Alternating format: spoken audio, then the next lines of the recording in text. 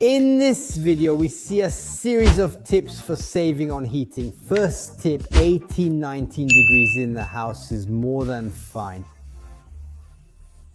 You have to take into account that approximately every degree, more or less, will make you save or spend from 5 to 10% more on the bill. Another very simple tip is, when airing out, don't keep the windows open too long. April, when the radiators are off without dissipating too much heat or lowering the temperature of your home too much. Another trick that I was absolutely not aware of is that there are thermal curtains. That is, curtains that help to shield. We ordered 4 curtains for the doors and windows that I have in my room and in the girls' rooms. I'm sorry I can't show them to you in this video, but don't worry, because we will see it in the next one, where I will show you all the adjustments I have made in my house to save on heating. If you live in a condominium like me, you will surely also have our nice little valves. The little valves go up to number 5, but these valves should never see the number 5. Keep them at 3 at most. In fact, this year I will try to keep them at 2. Then we'll see, because I did the work at home, so I don't really know how this winter will be. To find out, follow me on Instagram. Another interesting thing that I didn't know and that can be done to help our radiators is to put reflective panels behind the heaters. Great, guys. So now I really want to take a nice trip to the hardware store to go buy these reflective panels, see how much they cost, how they are installed, the measurements and everything.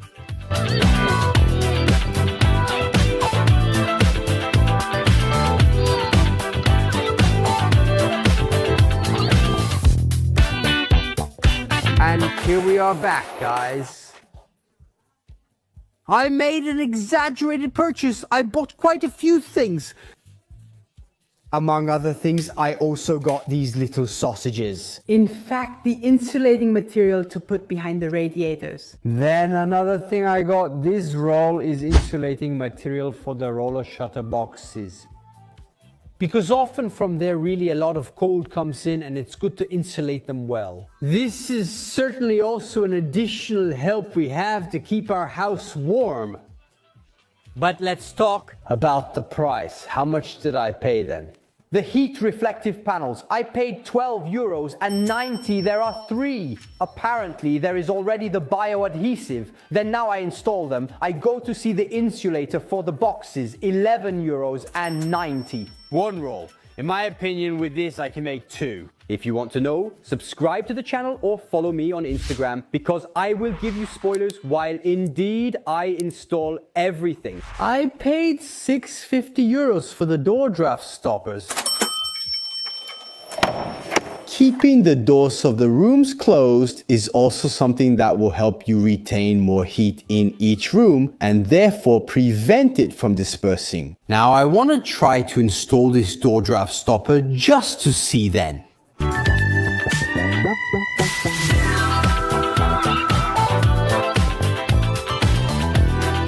so this is the effect. It makes a bit of noise when you close the door, but no air passes through here.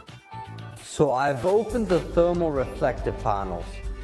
The only thing is that there is no double-sided tape inside. They don't have their own double-sided tape. So either I buy it or I have to install it in a different way. But at least I want to try to understand what it's like, how it goes behind the radiator, more or less, what the effect is. These here are a standard of, the size is 70x-110. Now let's see. You can't even see them. At least here, you can't even see, because it still remains quite covered. Now I need to see how to fix it. Okay, good. This radiator is done now. Then I will also do the others in the house and we'll see what comes out.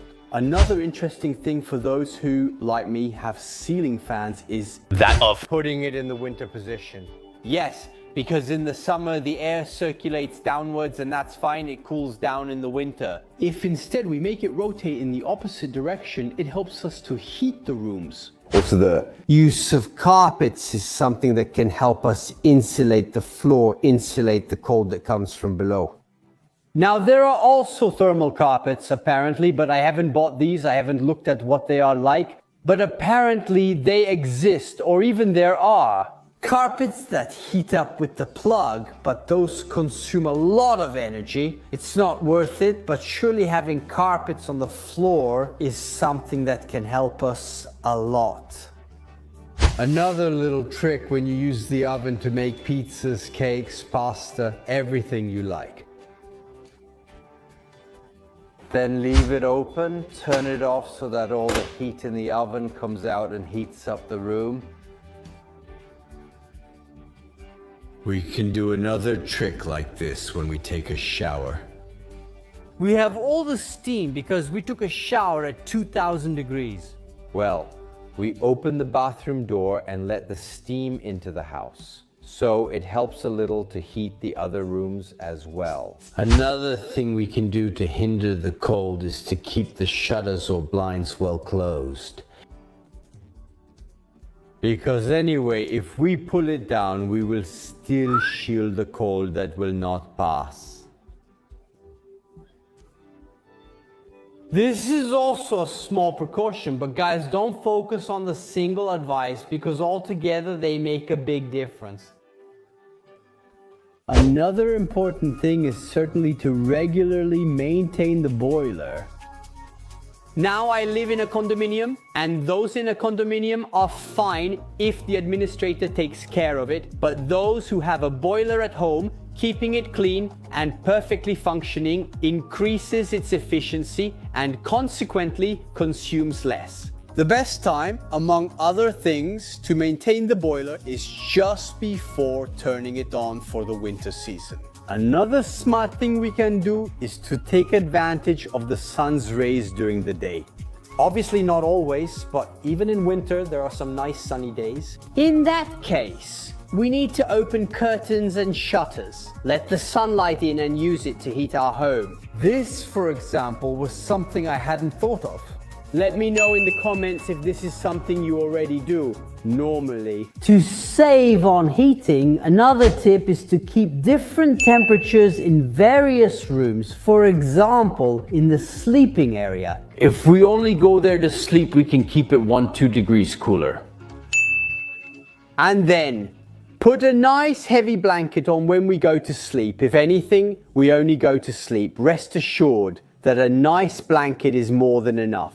And in the living area, on the other hand, you can maybe keep it a few degrees warmer, not too much though. Don't overdo it because you'll get hit hard. This year, guys, I see it really sad.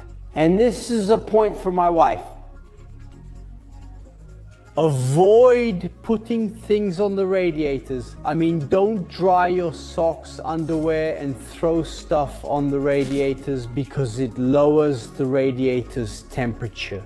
You might have to turn it up because it's cold, I believe it. You've put 70 kilo clothes on the radiator, so also avoid putting things in front. Even the clothes rack in front is not good. The clothes rack should not be in front of the radiator. I know, sir, that drying clothes in winter is a tragedy, but doing this certainly doesn't help your wallet.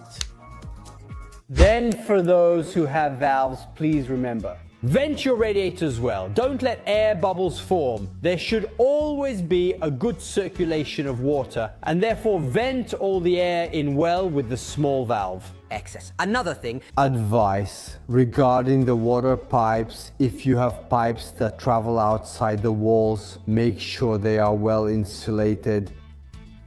This also seems like nonsense, but it dissipates heat. So, if this video was helpful to you, share it on Facebook, on WhatsApp, on Instagram, let everyone know, leave a like, subscribe, and we'll see you around.